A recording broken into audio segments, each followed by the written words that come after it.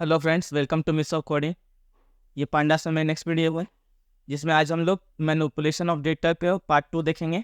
तो पिछली वीडियो में हमने मैनिपुलेशन ऑफ डेटा देखा था पांडास में, कैसे हम किसी कॉलम को ऐड कर सकते हैं किसी एग्जिस्टिंग डेटा फ्रेम में। तो आज हम देखेंगे कि कैसे हम किसी रोज को डिलीट कर सकते हैं। तो सबसे पहले आज की टॉपिक्स देख लेते हैं हम लोग। कैसे हम किसी रोज को डिलीट कर सकते हैं या किसी कॉलम को डिलीट कर सकते हैं डेटा फ्रेम से, एग्जिस्टिंग डेटा फ्रेम से। ड्रॉप मेथड क्या होता है, कैसे यूज़ कर सकते हैं। फिर कैसे हम ड्रॉप कर सकते हैं किसी रो को डेटा फ्रेम से, किसी रो को डेटा फ्रेम से इंडेक्स लेवल के द्वारा ड्रॉप करना। उसके बाद फिर एक रेंज में ड्रॉप करना देखेंगे कैसे हम ड्रॉप कर सकते हैं। उसके बाद फिर कॉलम को ड्रॉप करने के लिए जानेंगे कैसे हम कॉलम नेम का यूज करके ड्रॉप कर सकते हैं।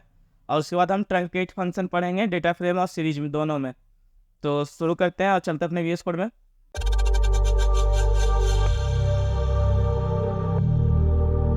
तो मैं पांडास ट्यूटोरियल डायरेक्टरी के अंदर आ गया हूँ। मैं राइट क्लिक करके इस डायरेक्टरी को अपने कोड में खोल लूँगा, तो ये मेरा कोड में ओपन हो जाएगा। तो सबसे पहले हम समझते हैं कि ड्रॉप फंक्शन होता है क्या, ड्रॉप मेथड होता क्या है। तो मैं यहाँ पे पांडास की जो ऑफिशियल डॉक्यूमेंट है उसको चुका हूँ। इसमें हम लोग देखेंगे डेटा फ्रेम डॉट ड्रॉप। तो drop specified level from row और कॉलम, रिमूव रो और column by specifying level name and corresponding axis और by directly specifying index of column name. तो ड्रॉप एक फंक्शन है पांडास में जिसकी मदद से हम लोग किसी डेटा फ्रेम में उसके रो या कॉलम को ड्रॉप कर सकते हैं, डिलीट कर सकते हैं।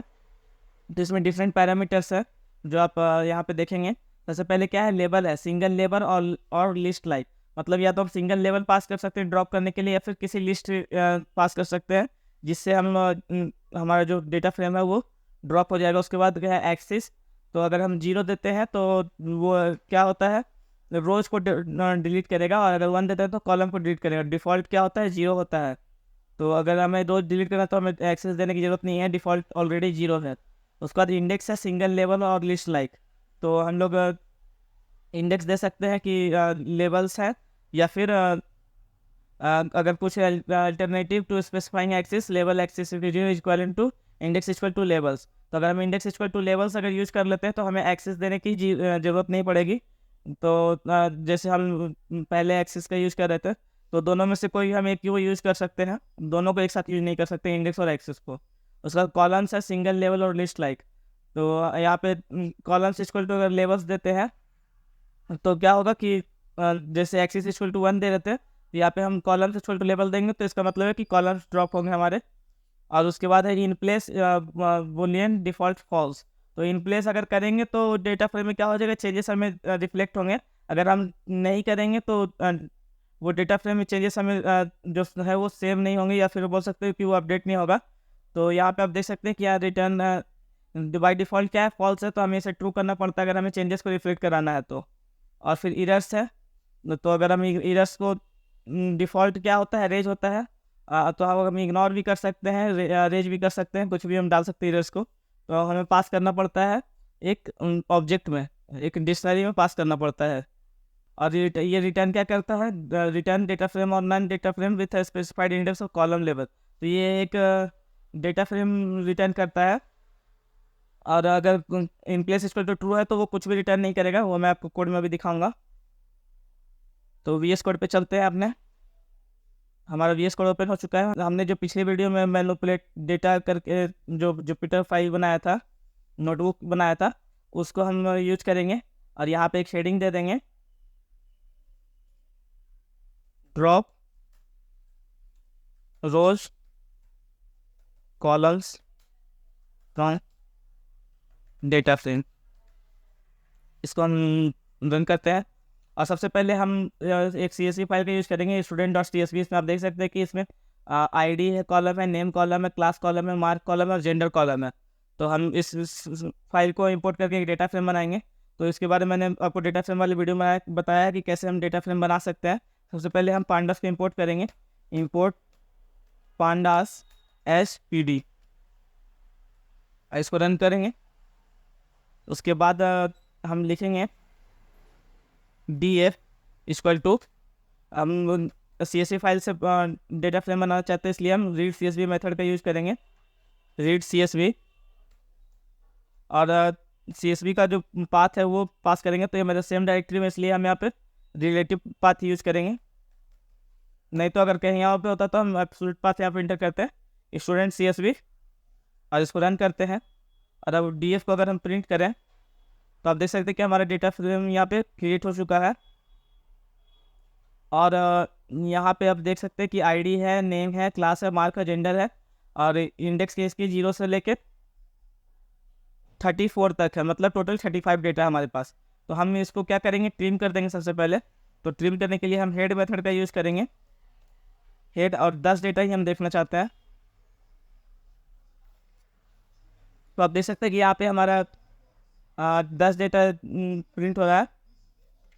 हम सिंपली यहाँ पे df.drop करेंगे, df.drop, और यहाँ पे हमारा जो इंडेक्स है वो पास करेंगे। हम चाहते हैं कि हमारा जो रो नंबर 1 है, रो दूसरा जो रो है हमारा उसकी इंडेक्स 1 है, उसको हम डिलीट करना चाहते हैं।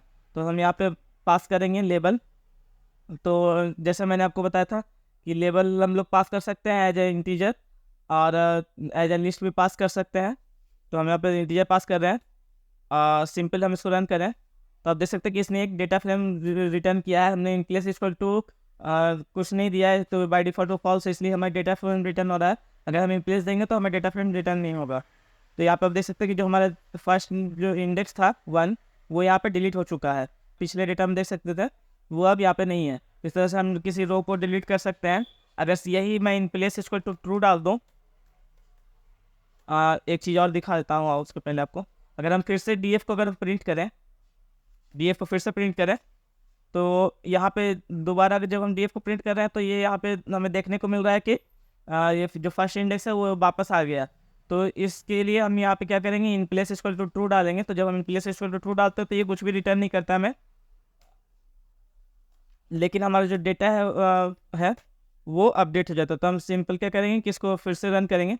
उससे पहले हमें ऊपर का रन करना होगा फिर से, क्योंकि हमने उसको ड्रॉप किया था। और अब हम इसको रन करते हैं तो आप देख सकते हैं कि हमारा रन हो चुका है। अगर हम फिर से डेटा फ्रेम को प्रिंट करें तो इस बार हमें वो 1 देखने को नहीं मिल रहा है।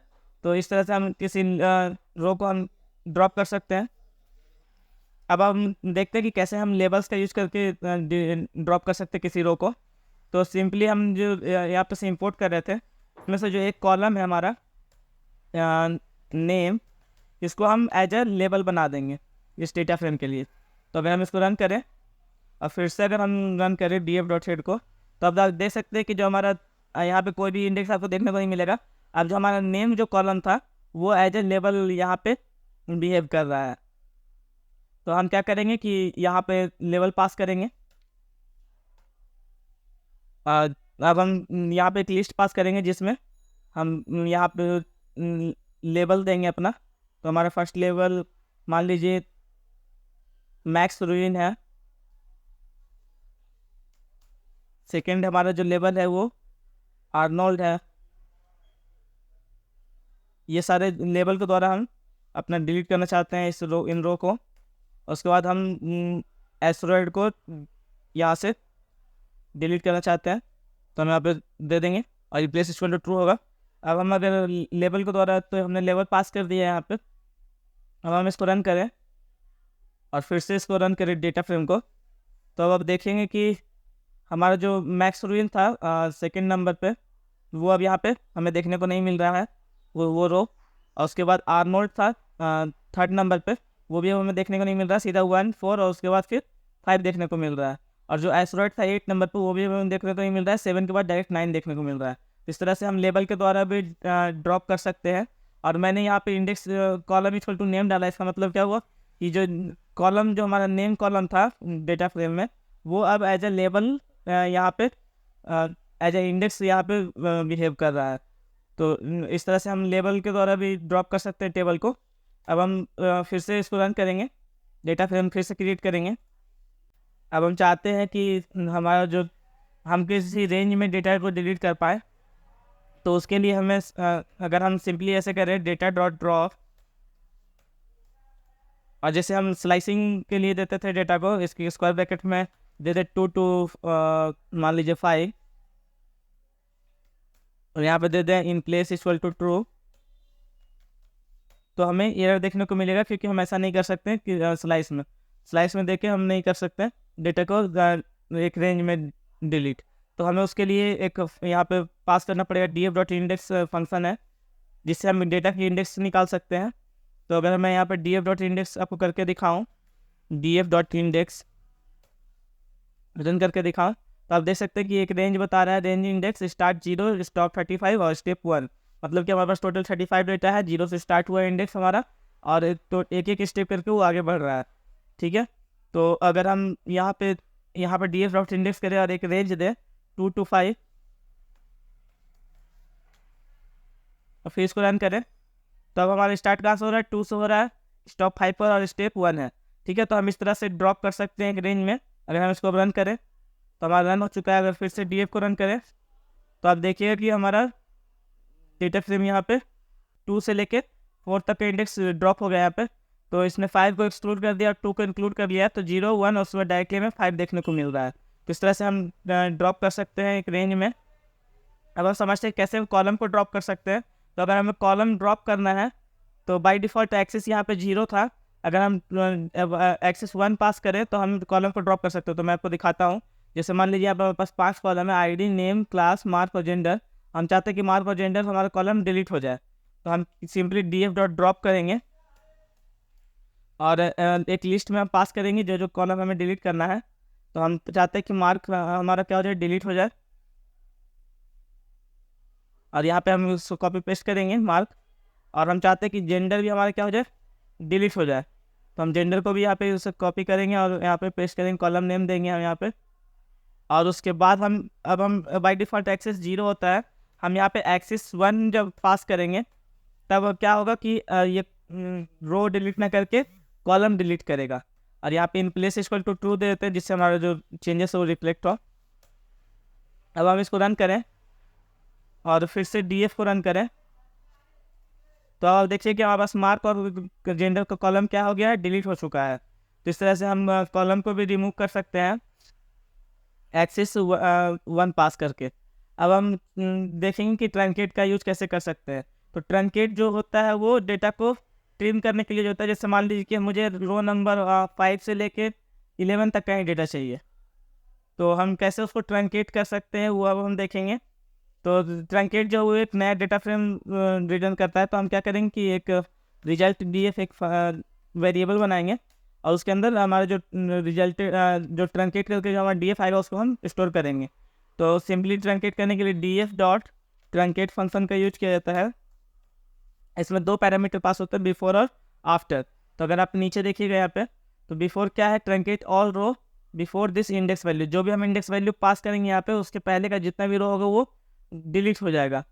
और आफ्टर आफ्टर क्या है, तो truncate all row after this index value. जो भी हम सेकेंड इंडेक्स वैल्यू पास करेंगे आफ्टर के अंदर, उसके बाद की सारी रो क्या हो जाएगी, डिलीट हो जाएगी। ठीक है, और एक्सिस भी हम पास कर सकते हैं 0 और इंडेक्स 1 फॉर कॉलम। अगर हमें कॉलम ट्रंकेट करना है तो 1 पास करेंगे, और अगर रो ट्रंकेट करना है तो 0 पास करेंगे। बाय डिफ़ॉल्ट 0 होता है, डिफ़ॉल्ट 0 है। ठीक है, अब हम यहाँ पे आपको पास करके दिखाते हैं। तो बिफोर इक्वल टू हम चाहते हैं कि 10 के पहले जितने भी रोज हैं सब डिलीट हो जाए, और आफ्टर इक्वल टू 15 के बाद जितने भी रो है वो सब डिलीट हो जाए यहाँ से। तो अगर हम इसको रन करें और फिर से रिजल्ट df को रन करें, तो आप देखिए कि हमारा 10 से लेकर 15 तक का डेटा सिर्फ देखने को मिल रहा है। मतलब क्या कि 10 और 15 के पहले 10 के पहले का डेटा और 15 के बाद का डेटा सारा डिलीट हो चुका है। तो इस तरह से हम ट्रंकेट कर सकते हैं अपने डेटा फ्रेम को। तो आज के लिए बस इतना ही। आई होप आपको वीडियो अच्छा लगा हो, समझ में भी आया होगा। Thank you.